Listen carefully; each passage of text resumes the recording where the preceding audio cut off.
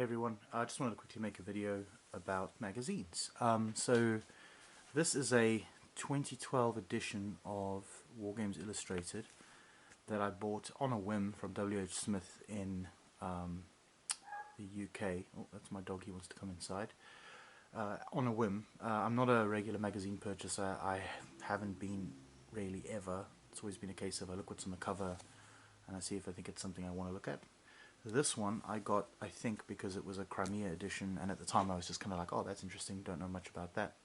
So I purchased it, and what a luck that I hung on to it for all these years. You can see it's a bit battered and worse for wear. That's because it's been well read through many times over that 12-year period. And, you know, this harkens back to a day when magazines were really good value. I don't buy magazines at all anymore, really, mainly because I find that you know, they tend to just be very like advert heavy, which is fine. I mean, if that's what people want, that's great. But I found that over time, the quality of the content declined. I'm not saying that's the way it is now. Again, I don't buy them anymore, so I can't really comment on the current state of things. I'm just telling you why I don't buy them, which is just a historical reason.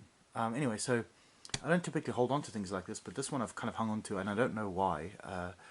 But it was it's awesome. But I wanted to talk about a few things. So one was that, like, they did these themes, which was really cool. So they did like a primer on the Crimean War. They did a whole bunch of different battles.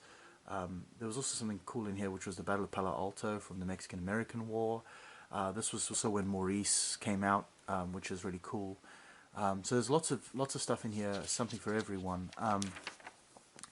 But what I wanted to show you was this. So you know, you read this magazine, and magazines have a tendency for, well, they are heavily editorialized and edited. So the hope, I suppose, is that they have a higher degree of accuracy than the internet, right? Because anyone can put anything on the internet, but a magazine has been edited and looked at by an editor to make sure that it's up to snuff.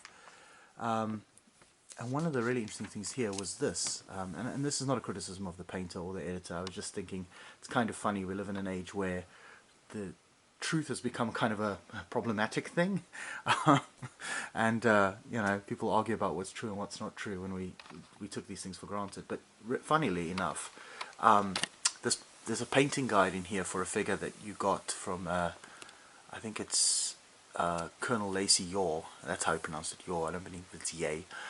This is how Matt Parks painted the 2012 Salute figure, which you got but with Vallejo colors, which is really handy actually, because it's nice to look at what colors what reds he used and so on, and how he painted the various elements of the figure. But there is a fault in here, so I will let the eagle-eyed amongst you play a game with me here. I would suggest you pause. I will give you the final pictures here. I will pause the video here, give it a once over, and let me see if anything jumps out at you as problematic. Not problematic, but erroneous. Alright, so I've given you enough time to pause the video, have a look. Answers in the comments down below, please. Yeah, quite strikingly, he's done the turnbacks on the coats, the regimental colour, and that is not true for the Crimea. I'm guessing that the painter basically said, well, it's kind of like the Napoleonic period, and kind of followed that along. But even within this magazine, there are some shots later on of, it's actually a really good picture in here, that shows you the rear of British troops, and that kind of clarifies it. If you know, even within this context of this magazine, that he's incorrect. But hang on, let me find it. It was from this section here, I believe. No, it's not this one. It's the attack of General Airy, which is further back, I think. Let me just find that for you. Sorry, I know this is kind of a bit sort of cumbersome. Let me go back to the 56.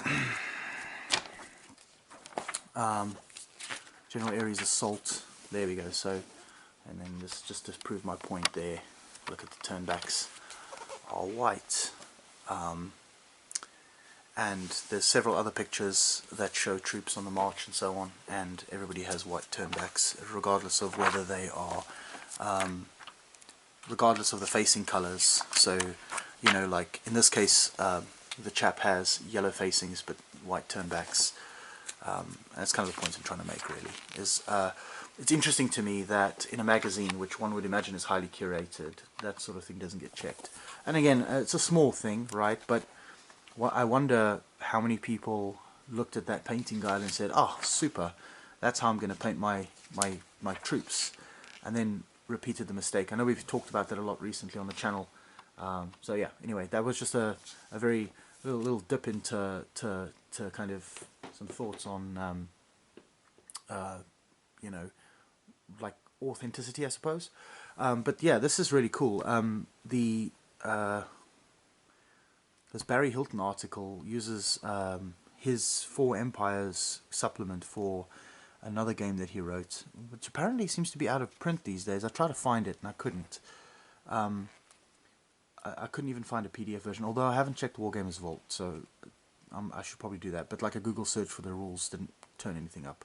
But oh man, it's such eye candy. You know, you see these games being played by these like absolute legends of the hobby, and this is really good inspiration. And I think that's kind of the value of these magazines, right? Is again, like there's a lot of dross on the internet, a lot of nonsense, not just in terms of whether stuff's true or not, but like just subpar things that don't look great. And from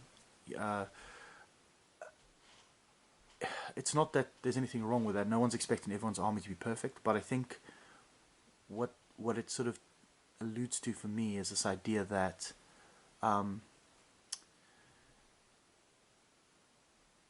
you have to wade through a lot of rubbish oftentimes to get to the really good stuff, the really eye candy kind of thing, because there's no real filter, right? You would think that like the top hits would always be the best, but I find like TMP posts seem to do really well on on Google, and they're oftentimes just absolute rubbish. Obviously you have certain places like the Let Adventure forum where you get certain posters who make excellent stuff. It looks really great, but like a degree of curation is actually a good thing, and I think one of the ways that this is reflected in the modern world is in books.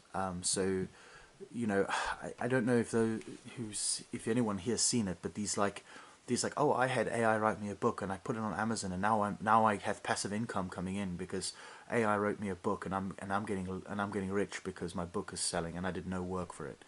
And anyone can publish anything, which means that like there's no filter on trash hitting the Kindle store or whatever.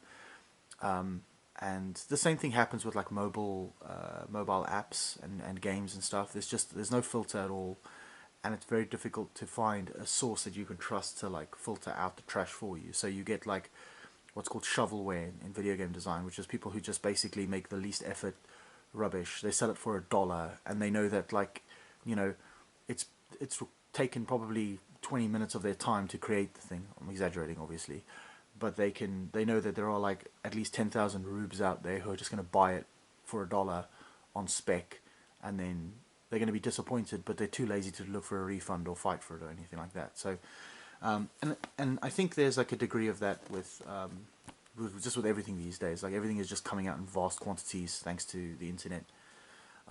So yeah. Anyway, so I sort of, although I don't buy magazines per se, they're much more expensive than they were back then. I think I picked up one. I looked at one of these in a store recently, and it was quite expensive. It's a really rough market for magazines, but yeah. Anyway, I just wanted to kind of have this little walk through history lane. But I think you know what's nice about this is I think passively this was a huge influence on my decision to wargame the Crimea, and you kind of add it into the bucket of other nudges towards something. And it's amazing how like this magazine specifically was such a like inspiration to really get going. So for instance, there's a on page 38 of this magazine there is a Battle of the Alma layout. Now it's not really the Battle of the Alma. You kind of sort of, you've got the Russians here, The board looks relatively bland. I don't think it has enough like definition, but as an abstraction, it's fine. You've got Burliuk here, the river, literally the British start on the edge of the board, and then you've got the lesser redoubt here and the greater redoubt in the centre, and Gorgane Hill over there, Telegraph Hill. So I like the way they've done this. This was done by, this was played by a bunch of people, but this was just a fantastic looking game, and when you see this, like, it's really inspirational, and you get lots of good ideas for how you would like to perhaps do this yourself. I mean, look at the size of this table, right? And I think one of the nice things, I guess, for us wargamers is that when you see this, you realize it's probably much more attainable than it is in your head. Obviously, scale is always a problem. Like, we don't all have enough room for this, but if you're doing a convention game, certainly something that could be done. And this looks fantastic. I mean, this looks really nice. It's proper eye candy. And again, there's nothing to stop somebody from putting this on the internet, right? It's just that the production quality of the photography, the text is really well written. It's compelling.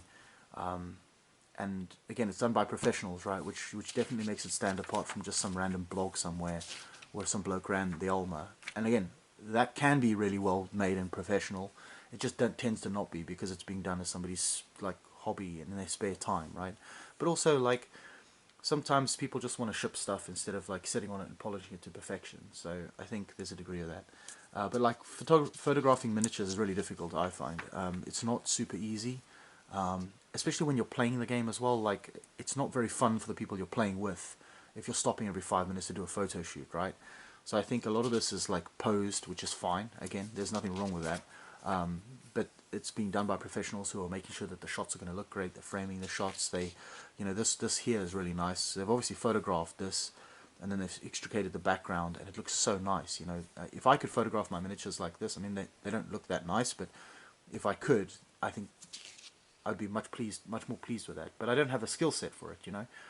I think Corvinus Wargaming was lamenting this the other day. He was like, I can either provide the content or I can like not provide any content, go away, get really good at video editing, and then come back and provide content that's well video edited, because I would have, he would have the skills to do that. And his interest doesn't lie so much, well, I'm not want to speak for him, but my interest at least lies more in providing the video than like providing a top-notch production, right? And it's the same with photography. Although I think it might behoove me to actually learn how to photograph things better. It's just a skill I don't possess, and I probably should learn it.